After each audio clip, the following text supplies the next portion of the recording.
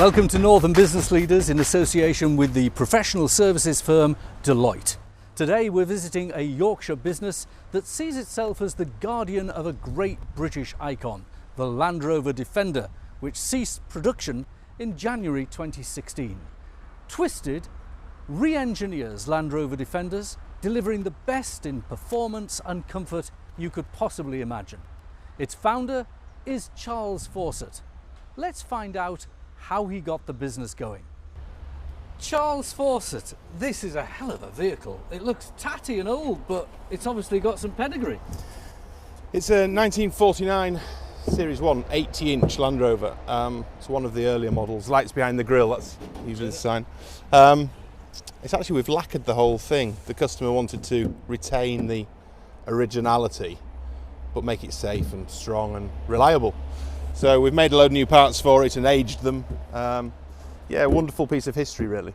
And I suppose this is the kind of vehicle that got you enthusiastic about Land Rover. The classic Land Rover certainly did. My first was in fact a Series 2A from 1972.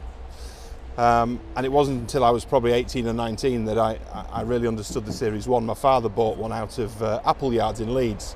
It had been in the showroom for years, and when the Discovery 1 became ever so popular, they were absolutely rammed with vehicles, and he got his opportunity to buy it from there. So we had this wonderful Series 1 for a little while. But the Land Rover's just got this wonderful heritage, it's got this character, it's got this really calm attitude about it, full of Defenderisms. Yeah. We love them. Yeah, we absolutely adore them. Yeah. And you know, the original Land Rover said, didn't they? They made mechanics out of a lot of drivers. Oh yes. But you have to be enthusiastic to go with it. You do. Tell us about how your business started. It's 20 years old this year. How did it all get going? Late 90s, we were using Land Rover Defender vehicles for work and for fun. We were doing a little bit of off-road competition. Father and I, we were hungry for more power, so we started looking to see what was available to eke a bit more power out of the vehicles we used. Came across a range of products, eventually made contact with certain people who enabled Twisted to evolve, really. And we found that actually the products we were using, people wanted to buy them, so then we started to develop a few more. And this ran alongside the main family business, which was an off-road driving centre. So we were tuition, we were training, teaching people to use the Land Rover vehicles, both for work and for pleasure. And we were tuning them as well and looking for ways to improve them. And it kind of just evolved. You know, customers would ask us, oh, while you're putting this power upgrade on, can you make my seat better? Or can you make my suspension better? Or can we change the way that this does that? And they just tested us throughout, and we're constantly developing, and we're now building vehicles. They can be on the ramp for 3 and 4 months. There's such an extensive build program. And while it looks very similar to the original Defender, and that's really important, we maintain that style, it's a completely different vehicle underneath. Well, let's have a look at the workshops, find out how you do it, and have a look at the products. This vehicle is very different to what we've just seen, Charles. Is this in its final iteration now? Still quite a bit of work to do. Young Johnny's been working on this probably for most of 2 months now, I would think. It started out life as a late model 2016 Defender 90 station wagon with a standard 2.2 diesel and what have you. This is heading abroad, one of many. More than 50% of our vehicles now go abroad. This has got the General Motors LS3 430 horse V8 petrol engine, ULEZ free in London. Right. Unlike the diesel. Completely revised driveline, completely revised suspension, all completely rewired, huge amount of accessories, a big, long, intensive build. The production stopped in 2016, so where are you getting the feedstock for the base models? We still have a stock of vehicles from the end of production. In 2014, I was invited by JLR to order our final stock, and we ordered 240. It was a really interesting journey, one, getting the order confirmed, 2, funding it, and 3, working out where to park them all. There are so few around in reality. The way that we modify them, the way that we build them, we're enhancing the product, we're not detracting from it. If we think back 10 or 15 years, a modified car was always worth less than an original stock vehicle, and we've completely turned that on its head. One of our vehicles is proven time and time again to be worth so much more than the stock vehicle. The stock vehicle itself has gone up in value significantly since the end of production. Charles, why do people spend a lot of money and buy these vehicles? I don't think the money is really relevant. I think the reality of what we do is we're producing a vehicle that represents something for someone. And whether it's going to live on a game reserve in Namibia or Ilkley and be used as the Sunday car, or Uzbekistan, every vehicle has a purpose. People aren't buying them for the sake of buying them. Every time we build one, the customer's got some real distinct ideas as to what they want to achieve from the vehicle. What's been the biggest issue you've felt in your business life, that difficulty you've had to overcome?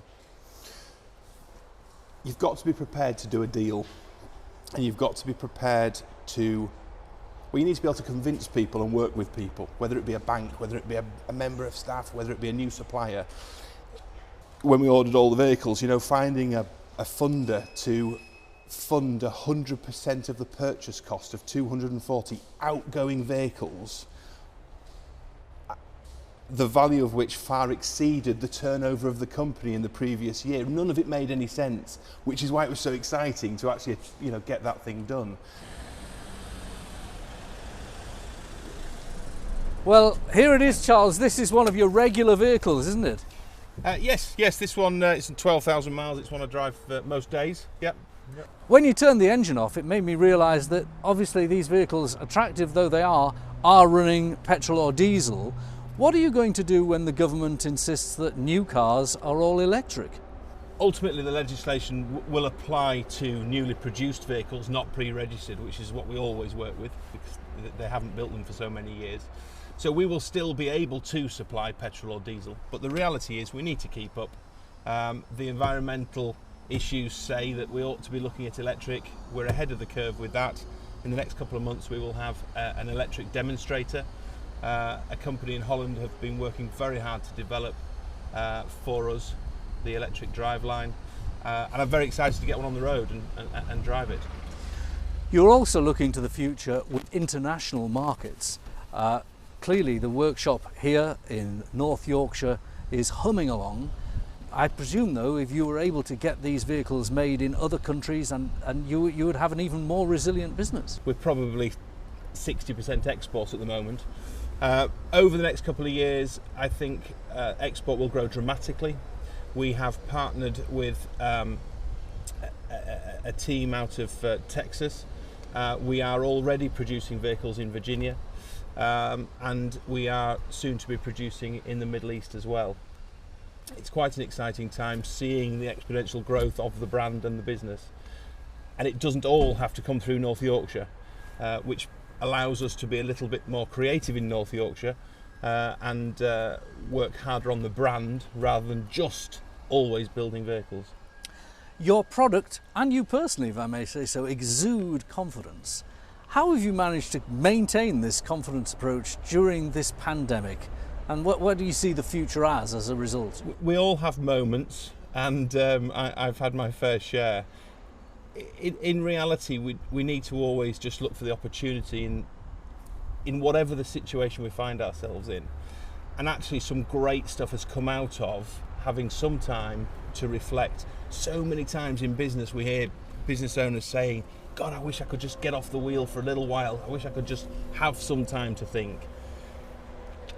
The reality is you never get that time because there's always a business operating in the background. It's always on your mind.